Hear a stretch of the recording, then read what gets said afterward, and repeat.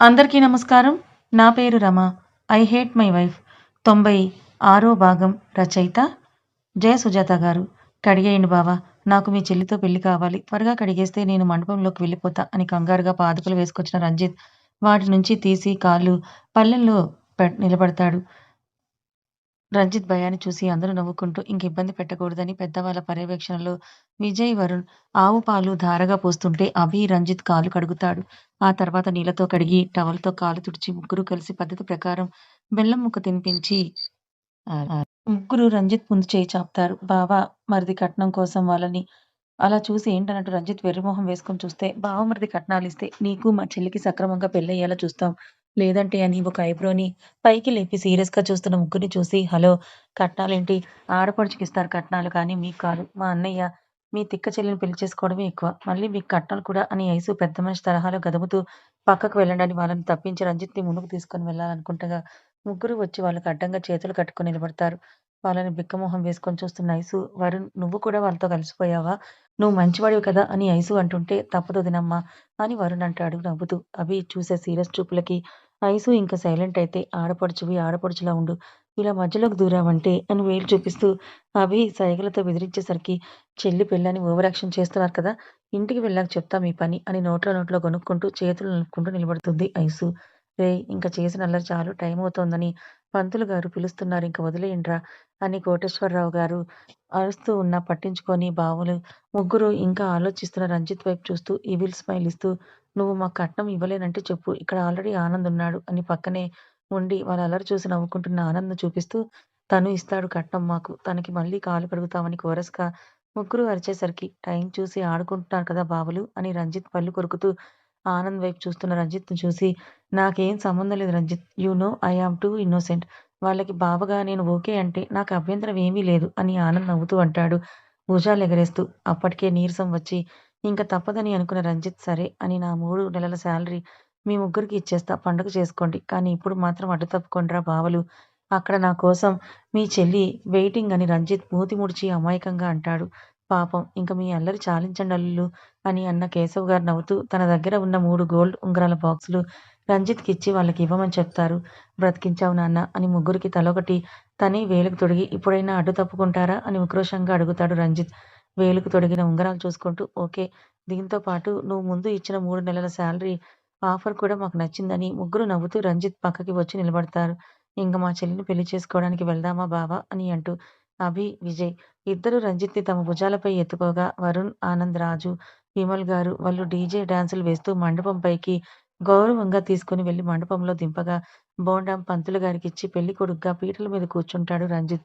వీళ్ళు కాళ్ళు కడిగే కార్యక్రమంలో ఉన్నప్పుడే పంతులు గారు పెళ్లి కూతురుగా ఉన్న శ్వేతతో గౌరీ పూజ ముందుగా జరిపించేస్తారు. కాబట్టి ఇప్పుడు రంజిత్‌తో వినాయకుడి పూజ చేయించి, ఆ తర్వాత అమ్మాయిని తీసుకొని రమ్మని పంతులు గారు అనగానే శ్వేత కోసం చకోర పక్షిలా ఎదురు చూస్తున్న రంజిత్‌కి శ్వేత వస్తుంది, తనకి కనిపిస్తుంది అనే టైంకి ఒక తెల్లటి వస్త్రం మీద పసుపుతో రాసిన ఓంకారం ఉండి, కుంకుమ బొట్లు పెట్టి ఉన్న వస్త్రం తన ఎదురు చూపులకు అడ్డుతెరగా నిలిచేసరికి అది పట్టుకున్న విజయ్, అభిల వైపు పళ్ళు కొరుకుతూ చూస్తాడు రంజిత్. పాపం రంజిత్ అవస్థను చూసి అక్కడ ఉన్న వారందరికీ నవ్వు వస్తున్నా అదంతా సంప్రదాయం కాబట్టి ప్రతి ఒక్కరి పెళ్లిలో అది పెళ్ళికొడుక్కి తప్పదు కాబట్టి ఎవరూ పట్టించుకోరు. నిజంగా బావలు ఈ టైంలో నాకు మీరు ఎలా కనిపిస్తున్నారంటే నన్ను పట్టి పీడిస్తున్న బ్రహ్మ రాక్షసుల్లా కనిపిస్తున్నారని రంజిత్ బావల మీద అరుస్తూ అలకలు పూనుతుంటే, "తప్పదు బావ, మా చెల్లి నీకు అంత ఈజీగా ఎలా దక్కిస్తుందనుకున్నావ్? ఇలాంటివి చాలా ఉంటాయి. ముఖ్యంగా మాతో" అని అభి బెదిరించేసరికి బిక్కమొహం వేస్తాడు రంజిత్. పెళ్లి కూతురుగా ఉన్న చెల్లిని చూసి అభి మనసు మాత్రం ఉప్పొంగిపోతుంది. శ్వేత వచ్చి పంతులు గారికి బోండం ఇచ్చి రంజిత్ ఎదురుగా కూర్చోగానే వినయ్ గారు రాజీ గారితో కన్యాదానం కూడా చేయించి పెళ్లి కూతురు, పెళ్లి కొడుకు చేతుల్లో జీలకర్ర, బెల్లం పెట్టి అందరికీ అక్షింతలిచ్చాక ఒకరి తలపై ఒకరిని పెట్టించి తెర తీయమని చెప్పగానే శ్వేత తలపై ఎంతో ఇష్టంగా జీలకర్ర, బెల్లం పెట్టిన రంజిత్ శ్వేతను చూడటానికి చాలా ఇష్టంగా ఎదురు చూస్తుంటాడు. తన ఎదురు చూపులు ఫలించినట్టు ఇద్దరి మధ్య తెర తొలగించగానే కుంకుమ రంగు పట్టు చీరకి గోల్డ్ కలర్ అంచుతో ఫుల్ వర్క్ చేసిన బ్లౌజ్, ఎప్పుడు ఫ్రీగా ఉండే హెయిర్‌ని వదిలేయడమే కాదు క్లిప్ కూడా పెట్టని జుట్టుని జడ అల్లి పూల జడ పెట్టి సైడ్ గోల్డ్ బ్యాంగిల్స్ వేసి తన చేతుల నిండా వేసిన రెడ్, గ్రీన్ కలర్ మట్టి గాజులు, ఒంటి నిండా నగలు, కళ్యాణ తిలకం పెట్టి కాటుక కాటుక పెట్టిన తమ చెమ్మ చేరిన సోగ కళ్ళను పైకి లేపి తన వైపే చూస్తున్న తన ప్రాణసఖిని కళ్ళ ముందు చూడగానే తన మనసు, మైండ్ రెండూ కూడా ఆనందంతో ఉప్పొంగిపోతాయి. పెదవులపై చేరిన చిరునవ్వుతో శ్వేతని ఇష్టంగా చూస్తూ ఐవింగ్ చేస్తాడు రంజిత్. ఒకరినొకరు అలా చూసుకుంటూ అందరూ అక్షింతలు వేయడం కూడా వాళ్ళకి తెలియని మాయలోకి ఇద్దరూ కూడా వెళ్ళిపోతే రంజిత్ వీపుపై చరిచి, "ఏంటి బావా, చాలా అవాంతరాల తర్వాత చూస్తున్న మా చెల్లి నచ్చేసింది కదా" అని అంటూ అభి, ఐసు అందరితో పాటు అక్షింతలు వేసి కిందకి వెళ్ళిపోతారు. ఆ తర్వాత ఎదురెదురుగా కూర్చున్న ఇద్దరిని పక్కపక్కన కూర్చోబెట్టిన పంతులు గారు తాళిబొట్టుకు పూజ చేయించి, ఆ తాళిని కట్టమని శ్వేత ఎదురుగా నిలబడిన రంజిత్ చేతికివ్వగా, తాళిని చేతిలో పట్టుకొని కళ్ళ నిండా నీళ్లతో నవ్వుతూ తన వైపే చూస్తూ ఉన్న శ్వేతను చూస్తూ అందరి అక్షింతలతో ఆశీర్వదిస్తూ ఉంటే, వేద మంత్రాల సాక్షిగా మంగళ వాయిద్యాల నడుమ శ్వేత మెడలో తాళి కట్టిన రంజిత్ నుంచి కన్నీళ్లు 2 చుక్కలు శ్వేత మెడని తాకితే జలజలలా కారుతున్న కన్నీరు అతని పాదాలను తడుపుతాయి. కూతురు పెళ్లి చూసి రాజీ, వినయ్ గారికి ఆనందంతో ఆనంద బాష్పాలు రాలితే కేశవ్ గారి ఆనందానికి అవధులు ఉండవు. సీతమ్మ గారి 2 కోరికలు తీరి ఎప్పుడూ కలవరనుకున్న కొడుకు, కూతురు వియ్యంకులయ్యారని ఉబ్బి తబ్బిబ్బు అవుతూ ఉంటారు. విజయ్, శివ, వరుణ్ వాళ్ళు అరుస్తూ, విజిల్స్ వేస్తూ అల్లరి చేస్తూ ఉంటారు. విజయ్, కీతు, ఐసు, అభి, శివ, వరుణ్, అను అందరి కోలాహలంలో తలంబ్రాల తంతు కూడా ముగిస్తే పెళ్లి కొడుకు చేత శ్వేత మెడలో నల్లపూసలు వేయించిన పంతులు గారు మెట్టెలు కూడా పెట్టించి ఆడపడుచులుగా ఐసు, అనుల చేత పెళ్లి జంటకి హారతి ఇప్పిస్తారు. అరుంధతి నక్షత్ర దర్శనానికి కొత్త జంటని తనతో పంతులు గారు బయటికి తీసుకొని వెళ్తే మిగిలిన వాళ్ళు ఏం చేస్తున్నారో చూద్దాం. అభి కలలో ఆనందాన్ని చూస్తూ ఉన్న ఐసు భుజం చుట్టూ చేయి వేసి దగ్గరకు తీసుకున్న అభి ఏంటి అన్నట్టు కళ్ళెగరేస్తాడు. మీ ఫేస్ చూస్తుంటే అక్కడ జరుగుతోంది మీ కూతురు పెళ్లి జరుగుతుందేమో అన్నట్టుగా మీరు ఫీల్ అవుతున్నారనిపిస్తోంది. నిజమే కదా! బుజ్జి నాకు అదే బాండింగ్ ఉంది. అన్నగా తనకి నేనెప్పుడూ గారం పెట్టలేదు. తండ్రిలాగే తనకి మంచి చెడు చెప్పేవాడిని. అల్లరి చేయడం, జోక్స్ వేసుకోవడం ఇలాంటివి నాకు ఇష్టం ఉండదు. మా మధ్య తన పర్సనల్స్ చెప్పుకునేంత క్లోజ్‌నెస్ కూడా లేదు. ఒక అన్నా చెల్లెలుగా. కానీ విజయ్‌కి తనకి ఆ బాండింగ్ ఉంది. అందుకే శ్వేత గురించి నాకు తెలియని విషయాలు కూడా వాడికే తెలుస్తాయి. ఎందుకు మీరు చిన్నప్పటి నుంచే సీరియస్‌గా ఉండేవారా? అవును. పెద్దగా ఎవరితోనూ కలిసేవాడిని కాదు. నా ఫీలింగ్స్ ఎవరితోనూ షేర్ చేసుకునేవాడిని కాదు. ఒక్క విజయ్‌తో మాత్రమే క్లోజ్‌గా ఉంటా. ఇప్పుడు నువ్వు వచ్చాకే నేను అల్లరి చేస్తాను, నవ్వుతున్నా అని నాకు తెలుస్తుంది. పాపం మీ అల్లరికి నేను, మా అన్న బలైపోతున్నాం కదా! అని ఐసు అనగానే ఐసు నడుముని గిల్లుతాడు అభి. ఉష్ అని కోపంగా నడుముని చీర మీద నుంచి రుద్దుకుంటూ అభి వైపు చూస్తున్న ఐసుని చూస్తూ పిల్లలు ఎక్కడ? ఇద్దరు తాతల దగ్గర ఉన్నారని పాపని ఎత్తుకున్న కేశవ్ గారిని, అద్వైత్‌ని ఒడిలో కూర్చోబెట్టుకున్న వినయ్ గారిని చూపిస్తుంది. వాళ్ళని చూస్తూ మిర్చి అని హస్కీగా పిలుస్తున్న అభి వైపు కళ్ళు చిన్నవి చేసి చూస్తూ దూరం జరిగిన ఐసు, మీరెందుకు ఇప్పుడు అదోలా పిలుస్తున్నారు అభి గారు అని ముద్దుగా అడుగుతుంది. ఈ శారీలో చాలా బావున్నావు మిర్చి. ముద్దొస్తున్నావని అభి రొమాంటిక్‌గా అనేసరికి నన్ను అమ్మ పిలుస్తోందని అభికి దూరంగా పరుగులు పెడుతుంది ఐసు. వెళ్తున్న తననే చూస్తూ అభి నవ్వుకుంటూ విజయ్, శివల కోసం వెతుకుతున్న తనకి శివ హచ్చుకుక్క పిల్లలా కీతు వెనకే తిరుగుతుంటే విజయ్ మాత్రం ఆనంద్‌తో మాట్లాడుతూనే ఆనంద్ పక్కన కూర్చున్న దక్షకి ఓపెన్ సైట్ కొట్టుకుంటూ ఉంటాడు. అందరూ బిజీగా ఉన్నారని అనుకుంటూ పక్కకి చూసిన తనకి అను, వరుణ్ ఒక చోట కూర్చొని కబుర్లు చెప్పుకోవడం కనిపిస్తుంది. అబ్బా! రోజు ఎక్కడ ఏ ఫంక్షన్ జరిగినా నిన్ను తీసుకొని వెళ్ళిపోవాలి అని శివ అంటూ ఉంటే, ఎందుకు అని సీరియస్‌గా అడుగుతుంది కీతు. అలా అయితేనే కదా రోజు నువ్విలా హాఫ్ సారీ కట్టుకొని స్పెషల్‌గా రొమాంటిక్‌గా రెడీ అవుతావు అని శివ కనీ కనిపించకుండా ఊరిస్తున్న కీతు నడుమును పట్టుకోవాలని చూస్తాడు. చంపుతా అని నడుం దగ్గర ఓని సరిగ్గా సరిచేసుకున్న కీతు వేలు చూపిస్తూ బెదిరిస్తూ మీ అమ్మ చూపు మన మీదే ఉంది చూసావా? నువ్విలా అల్లరి పనులు చేస్తానంటే నేనిప్పుడే మా ఇంటికి వెళ్ళిపోతా అని గట్టిగా వార్నింగ్ ఇస్తుంది శివకి. మా అమ్మ ఒక్కతే కాదు మీ అమ్మ కూడా ఇటే చూస్తోంది చూడు అని శివ మూతి ముడిచి కోపంగా అంటే, మా అమ్మ ఏమీ నన్ను చూడదు. ఎందుకంటే తనకి నా మీద నమ్మకం. అత్తయ్యకి నీ మీద నమ్మకం లేక మనల్ని కాపలా కాస్తున్నారు అని రుసరుసలాడుతూ గీతు అక్కడి నుంచి వెళ్ళిపోతుంటే, ఈరోజు నీకు ఒక కిస్ అయినా పెట్టుకోకుండా వదలనే రాక్షసి అని పళ్ళు కొరుకుతాడు శివ.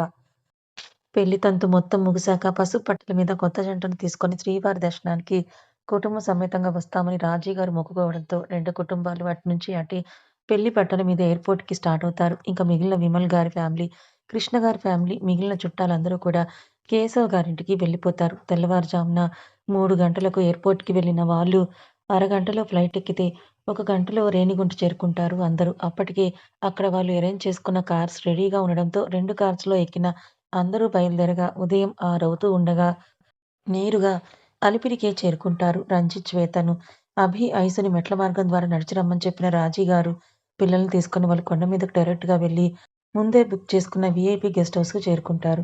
అభి హీరో కాబట్టి తనకి భక్తులకు ఇబ్బంది ఉండకూడదని మాస్క్, క్యాప్ పెట్టుకున్న అభి, ఐసు, రంజిత్, శ్వేత ఎయిర్‌పోర్ట్‌లో బ్రష్ చేసుకోవడంతో కాళ్ళు కడుక్కొని, శ్రీవారి పాదాలకు మొక్కుకొని, టెంకాయలు కొట్టి, పసుపు, కుంకుమ వేసుకొని, అక్కడ నుంచి గుర్తుగా నలుగురూ కలిసి సెల్ఫీలు దిగి గోవిందనామ స్మరణతో మెట్లెక్కడం స్టార్ట్ చేస్తారు. 5,000 మెట్ల వరకు ఏ అలుపు లేకుండా ఎక్కిన నలుగురు నిన్న పొద్దుట తిన్న ఫుడ్ తప్ప ఇప్పటి వరకు ఏమీ కడుపులో లేకపోవడంతో రంజిత్‌కి, శ్వేతకి కడుపులో ఎలుకలు పరిగెడుతుంటాయి. అన్నయ్య టిఫిన్ చేద్దామని అన్న శ్వేత దారి మధ్యలో ఉన్న టిఫిన్ హోటల్స్‌లో ఊరిస్తూ, ఉబ్బిస్తూ పొంగి ఉన్న పూరీల వాసనకే ఐసుకి, శ్వేతకి నోట్లో నీళ్లూరుతుంటే ఆయిల్ ఫుడ్ అంటేనే ఆమడ దూరంలో ఉండే అభి వాటిని చూసి ఆయిల్ ఫుడ్ తింటే మెట్లెక్కడం కష్టమవుతుంది.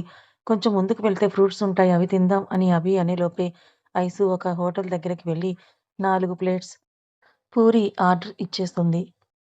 శ్వేత, అన్నయ్య రండి ఇక్కడ చైర్స్ ఖాళీ ఉన్నాయని ఐసు పిలవగానే అభి అభిప్రాయంతో సంబంధం లేకుండా శ్వేత వెళ్ళి ఐసు పక్కన కూర్చుంటే అభి వైపు చూసిన రంజిత్ తప్పదు రా బావ ఒక పూరి తిందు అని పిలవడంతో ఇద్దరూ వాళ్ళ దగ్గరికి వెళ్తారు. ఐసు పక్కనే కూర్చున్న అభి ఆమె వైపు కోపంగా చూస్తుంటే మీరలా చూడకండి బావ ఇంటి దగ్గర ఎలాగో మీతో పాటు నన్ను ఆయిల్ ఫుడ్ తిననివ్వడం లేదు. ఇక్కడ నాకు రెస్ట్రిక్షన్స్ పెట్టకండి అని అంటూ నన్ను కాదు చూడటం ఈ ప్రకృతిని చూడండి కనిపిస్తున్న ఈ యానిమల్స్‌ని చూడండి. పక్షుల కిలకిలారావాలు వినండి. ఇళయరాజా గారి మ్యూజిక్‌లా మనసుకి ఎంతో హాయిగా అనిపిస్తుందో అని నాన్ స్టాప్‌గా మాట్లాడుతున్న ఐసు ఫేస్‌లో ఆనందాన్ని అభి చూస్తుంటే తనకి ఇష్టమైన ప్లేస్‌లో తిరుపతి ఒకటి బావ. తనకి పెళ్లవ్వక ముందు ఎవ్రీ ఇయర్ ఇక్కడికి వచ్చేవాళ్ళమని రంజిత్ అంటాడు. ఓహ్! అన్న అభి ఐసు చెప్పిందని కాదు గానీ పొద్దుటే ప్రశాంతమైన ఈ వాతావరణం అభికి కూడా నచ్చుతుంది. ఆ పచ్చని చెట్ల మధ్య ప్రకృతిలో ఆ వాతావరణం చాలా ఆహ్లాదంగా ఉంటే చిన్నగా కొండల నుంచి చెవులకు ఇంపుగా వినిపిస్తున్న గోవింద నామాలు వింటూ మనసు పులకరిస్తుంది. అదంతా చూశాక అభి ఫేస్‌లో కూడా ఒక ప్లెజెంట్ స్మైల్ వస్తుంది. టిఫిన్స్ రావడంతో అభి, ఐసు గోలపడలేక హాఫ్ పూరి తింటే తన పూరీనే కాకుండా అభి పూరీలు కూడా కడుపు నిండా తిన్న ఐసు, రంజిత్ చెప్పిన అల్లం టీ కూడా తాగి మళ్ళీ నడవడం స్టార్ట్ చేస్తారు. లిమిట్‌లో తిన్న ముగ్గురు ఇంతకు ముందులా స్పీడ్‌గా ఎక్కుతుంటే కడుపు ఫుల్‌గా తిన్న ఐసు పొట్టకు బరువై ఆయాసం వస్తుంటే ఎక్కలేక, ఎక్కలేక ఎక్కుతున్న తనని రంజిత్, అభి చూసి అందుకే ఆయిల్ ఫుడ్ వద్దని అన్నాను అన్న అభి ఇద్దరూ ఒకరికొకరు సైగలు చేసుకొని చెరొక భుజం పట్టుకొని పైకి లేపి తీసుకొని వెళ్ళిపోతారు. వద్దు నన్ను దింపండి నేనే స్వయంగా ఎక్కుతా అని ఐసు గట్టి గట్టిగా అరవడంతో చుట్టూ ఉన్న జనాలు వాళ్ళని వింతగా చూస్తుంటే ఐసుని దింపి నువ్విలా స్లోగా ఎక్కితే ఈవినింగ్ దర్శనానికి అందుకోలేమని చిరాకు పడతాడు అభి. శ్వేతకి ఐసుని చూసి నవ్వు వస్తుంటే అన్నయ్య మీ ఇద్దరు స్లోగా రండి అని చెప్పి రంజిత్‌తో పాటు మామూలుగానే నడుస్తూ కబుర్లు చెప్పుకుంటూ వీళ్ళకన్నా ముందరకు వెళ్ళిపోతారు కొత్త జంట. ఐసుని కోపంగా చూస్తున్న అభిని చూసి మీరలా చూడకండి. నాకు పూరీలు అంటే ఇష్టం.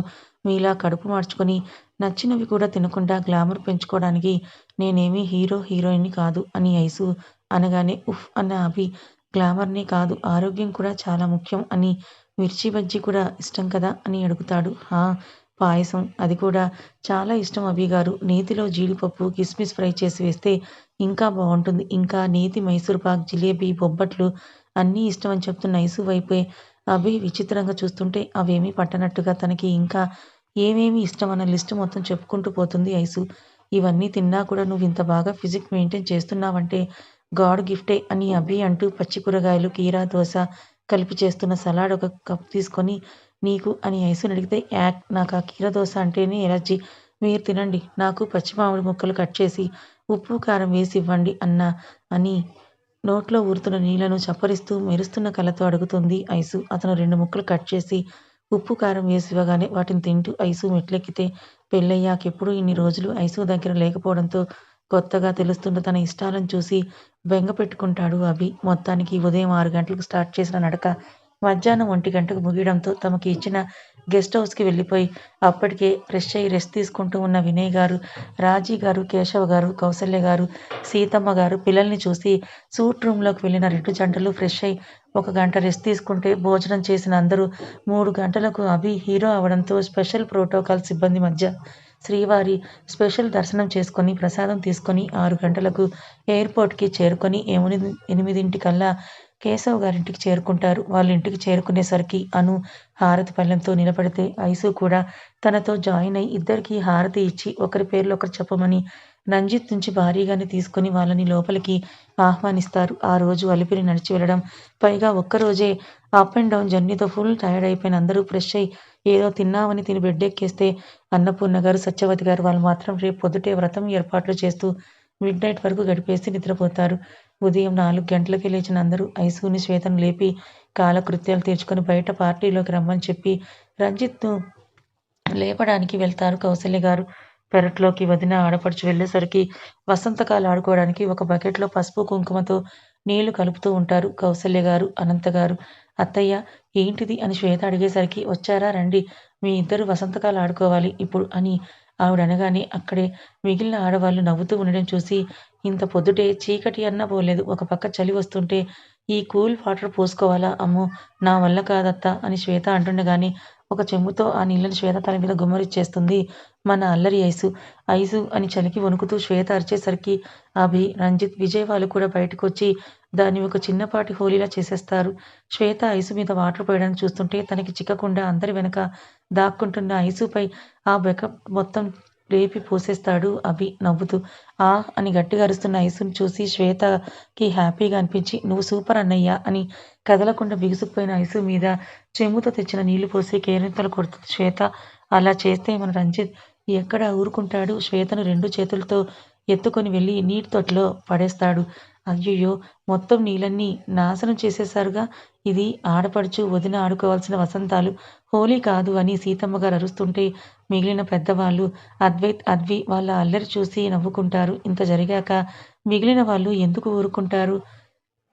ఎప్పటికప్పుడు ఇంట్లో ఉన్న కలర్స్‌ని తెచ్చి వాటర్‌లో మిక్స్ చేసిన అందరూ అభి, విజయ్‌లపై పొయ్యగానే అభి, విజయ్ ఇద్దరూ కలిసి రంజిత్, శివను, ఆనంద్‌తో సహా రాజు, వరుణ్‌ను కూడా తడిపేస్తారు.